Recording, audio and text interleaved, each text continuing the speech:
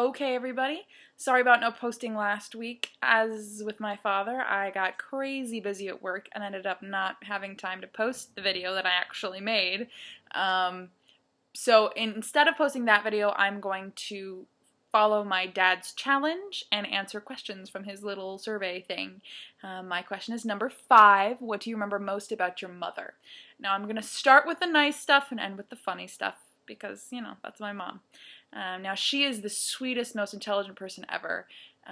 So everything I say is out of complete love, but she's an idiot. All right, starting with the sweet stuff.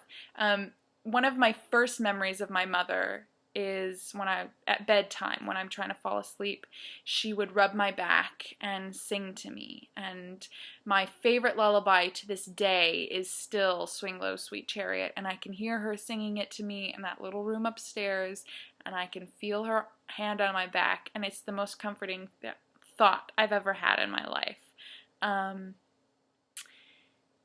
And my mother has always been very supportive of me, and she's always been very sweet, but she's always been a bit of an idiot. So now we're going to get to the fun stuff. My favorite memories of my mother often happen in a car because that is where she gets totally discombobulated and has no idea what she's doing.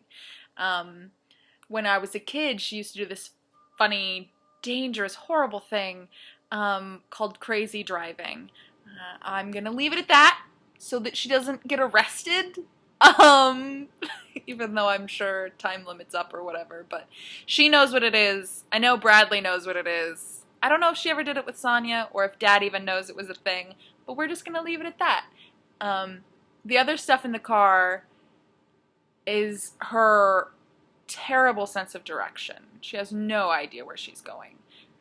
There was one time when I was moving into my freshman dorm at the University of Minnesota. My uncle and I were in my room unpacking, and she left to go do something, probably get food or something. But she called us like a really long time later and said, "Laura, I need you to pass the phone to your uncle because I'm lost, and I need his help to get back." And so she and my uncle were talking for a minute, and I'll never forget the look on his face when he said, "How did you end up on the other side of the river?" Now, I don't know if any of you know what Minneapolis is like, but there's one side of the river, the west side, and then there's the east side of the river. And somehow, even though my dorm is on the west side, she ended up all the way over the far side of the east side of the river. And to this day, I don't know how she got there, and I don't think she does either. But that happened quite a lot. Especially when I was a kid, she missed the turnoff to the highway several times, and drove for half an hour before she realized she missed it and had to turn around and do all that craziness. The other fun thing in the car that's only happened since I've been a little bit older, and it's the reason that my dad can't go on road trips with us anymore, it's because we'll start goofing off.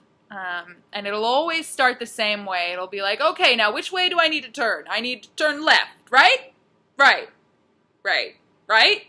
No, right. Right? Left. No, left. Right? Right. Right? No, left. Right? Right. And it'll just go back and forth between us forever. It's that, I think it's Pearl Harbor thing, they do that. And so we just start there, and then it just escalates into utter nonsense. Usually ending up with us either doing Russian accents or Southern hick accents, and yelling at each other and people on the street, and it's just craziness, and my father hates it. He hates it when we do accents ever. He's like, if I wanted to hear crazy people, I'd leave the house, but I want to hear my daughter and my wife, so can I please hear them talking to each other?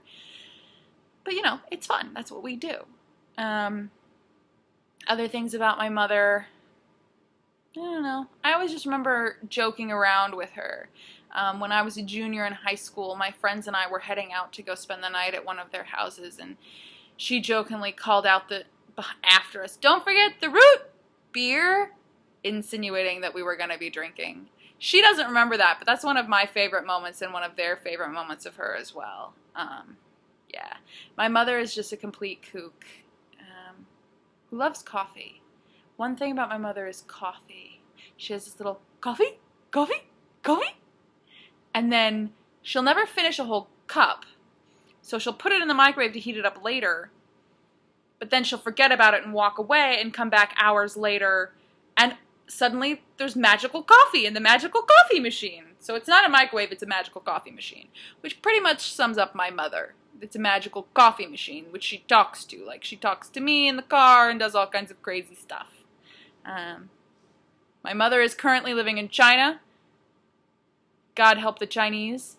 And I do miss her dearly, and I can't wait to see her in the new year.